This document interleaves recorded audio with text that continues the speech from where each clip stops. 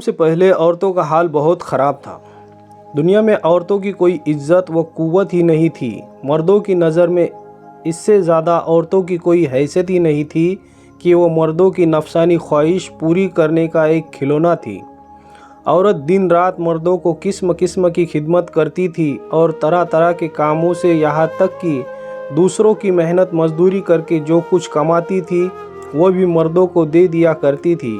مگر ظالم مرد پھر بھی ان عورتوں کی کوئی قدر نہیں کرتے تھے، بلکہ جانوروں کی طرح ان کو مارتے پیٹتے تھے۔ ذرا ذرا سی بات پر عورتوں کے کان ناک اعضاء کاٹ لیا کرتے تھے اور کبھی قتل بھی کر ڈالتے تھے۔ عرب کے لوگ لڑکیوں کو زندہ دفن کر دیا کرتے تھے اور باپ کے مرنے کے بعد اس کے لڑکے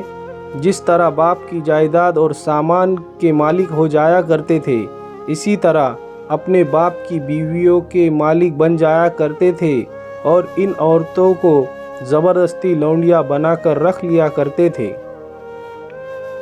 عورتوں کو ان کے ماں باپ، بھائی بہن یا شوہر کی وراثت میں سے کوئی حصہ نہیں ملتا تھا، نہ عورتیں کسی چیز کی مالک ہوا کرتی تھی۔ عرب کے بعض قبیلوں میں یہ ظالمانہ دستور تھا کہ بیوہ ہو جانے کے بعد عورتوں کو گھر سے باہر نکال کر ایک چھوٹے سے تنگ و تاریک جھونپڑے میں 1 سال تک قید رکھا جاتا تھا۔ وہ جھونپڑے سے باہر نکل نہیں سکتی تھی، نہ غسل کر سکتی تھی، نہ کپڑے بدل سکتی تھی۔ کھانا پانی اور اپنی ساری ضرورتیں اسی جھونپڑے میں پوری کرتی تھی۔ بہت سی عورتیں تو گھٹ گھٹ کر مر جاتی تھیں اور جو زندہ بچ جاتی تھیں تو 1 سال کے بعد ان کے آنچل میں اونٹ کی میگنیاں ڈال دی جاتی تھی اور ان کو مجبور کیا جاتا تھا کہ وہ کسی جانور کے بدن سے اپنے بدن کو رگڑے، پھر سارے شہر کا اسی گندے لباس میں چکر لگائے اور ادھر ادھر اونٹ کی میگنیاں پھینکتی ہوئی چلتی رہے۔ یہ اس بات کا اعلان ہوتا تھا کہ ان عورتوں کی عدت ختم ہو گئی۔ اسی طرح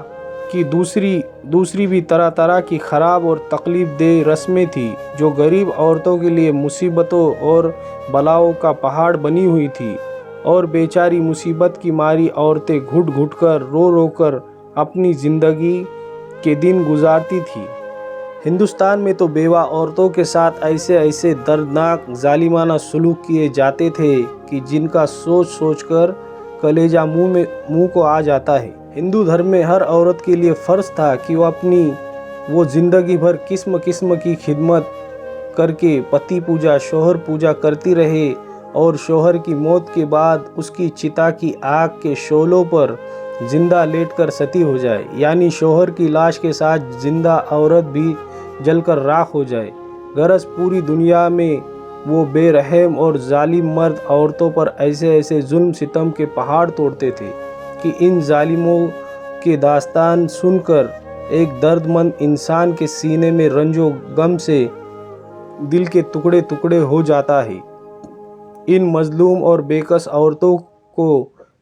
مجبوری و لاچاری کا یہ عالم تھا کہ سماج میں نہ عورتوں کے کوئی حقوق تھے، نہ ان کی مظلومیت پر داد و فریاد کے لیے کسی قانون کا کوئی سہارا تھا۔ ہزاروں برس تک ایسے ظلم و ستم کی ماری دکھیاری عورتیں اپنی اسی بے کسی اور لاچاری پر روتی بلبلاتی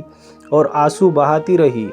مگر دنیا میں کوئی بھی ان عورتوں کے زخموں پر مرہم رکھنے والا اور ان کی مظلومیت کے آنسوؤں کو پوچھنے والا دور دور تک نظر نہیں آتا تھا۔ نہ دنیا میں کوئی بھی ان کے دکھ درد کی فریاد سننے والا تھا، نہ کسی کے دل میں ان عورتوں کے لیے بال برابر بھی رحم و کرم کا کوئی جذبہ تھا۔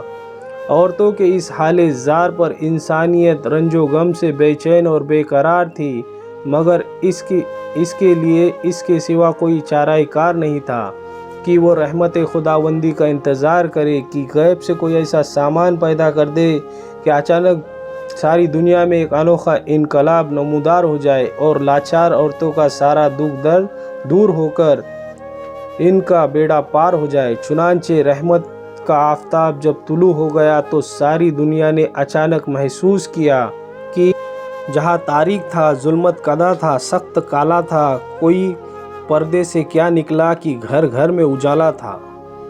عورت اسلام کے بعد جب ہمارے رسول رحمت حضور محمد مصطفیٰ صلی اللہ علیہ وسلم دنیا کی طرف سے दीन इस्लाम लेकर तशरीफ़ लाए तो दुनिया भर की सताई हुई औरतों की किस्मत का सितारा चमक उठा और इस्लाम की बदौलत जालिम मर्दों के जुल्म व सितम से कुचली और रोंदी हुई औरतों का दर्जा इस कदर बुलंद व बाला हो गया कि इबादत और मामलात बल्कि ज़िंदगी और मौत के हर मरहले और हर मोड़ पर औरतें मर्दों के दोष बदोश खड़ी हो गई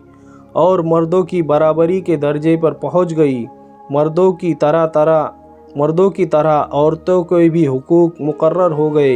इनके हुकूक की हिफाजत के लिए खुदावंदी कानून आसमान से नाजिल हो गए और इनके हुकूक दिलाने के लिए इस्लामी कानून की मातहती में अदालतें कायम हो गई। औरतों को मालिकाना हुकूम हासिल हो गए। चुनांचे औरतें अपने महर की रकमों, अपनी तिजारतों, अपनी जायदादों की मालिक बना दी गई।